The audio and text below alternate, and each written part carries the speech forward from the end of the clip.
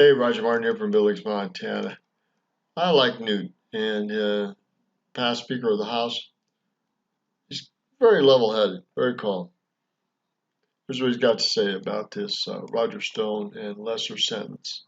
Wake up every morning knowing that. Oh, he's talking about liberals waking up every morning knowing that surely Donald Trump has done something wrong. Trump has done something horrible.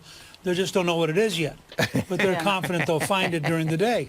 And so this is the latest. I mean, cleaning out the National Security Council, totally within his rights. That was an outrage. This is an outrage. And imagine people like these who go through their life being outraged over nothing. I mean, what will happen to them when they finally run into a real outrage?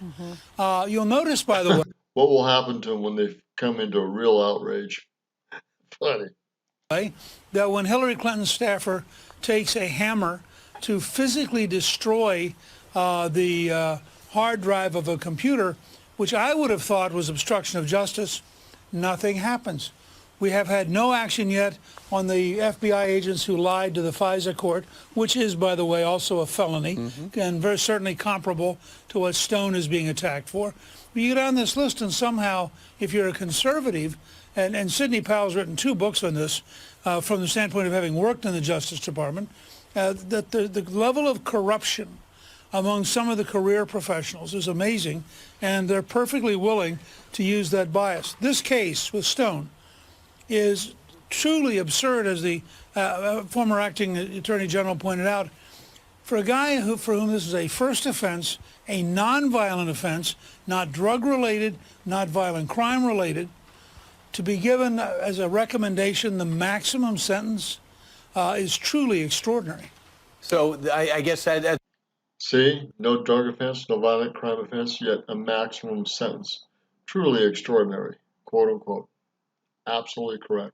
It's one of the things they're worried about. Among the people upset by the New York Times today, they worry a firewall has been broken where the president weighs in. They tell the DOJ what to do, and the DOJ acts on the president's wants. They worry about our system crashing into itself. Well, first of all, the President of the United States has in the Constitution the unfettered power to pardon anybody he wants to for any reason. So if he really wanted to intervene, he could just issue a pardon, and it would be over. Sentencing. Yeah. But he hasn't done that. And ultimately, it's up to a judge anyway. Yeah. So the actual sentencing will be by a judge. But I do think any reasonable person, which excludes most of the Democrats, but any reasonable person would look at this and say, this is a real abuse of power by some career lawyers who are anti-Trump, going after a Trump supporter at a level which they would never apply to somebody who had supported Hillary Clinton or Bernie Sanders. Right. Okay, let's talk about the race, because Joe Biden, everyone thought he was going to win. He was going to be the nominee. He was front runner a few months ago, and now he's down in South Carolina. He came in 5th in New Hampshire, 4th in Iowa, and he's throwing out some more TV appearances, trying to rebound from those losses. Do you think it's a lost cause? I think the only chance that Biden has to get back in the game is to have 2 debate performances or 2 debates between now and South Carolina.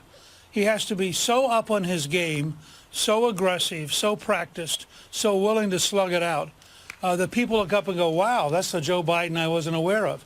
If he just sleepwalks through these 2 debates, I think that at that point he's basically gone. He won't have the resources.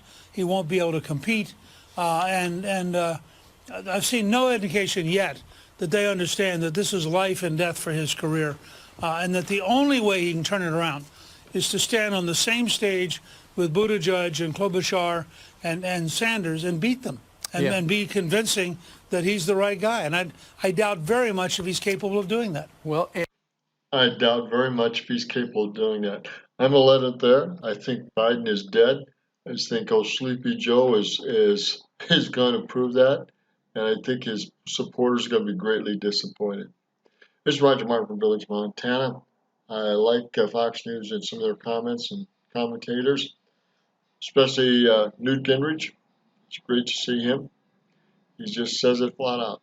This is Roger Martin from Billings, Montana. Remember, if you're going to get out there, you're going to have to knock your competition around and knock them out and stand above them. Otherwise, they're going to knock you out and stand above you. That's it. That's the bottom line. It's Roger Martin from Billings, Montana. Good day.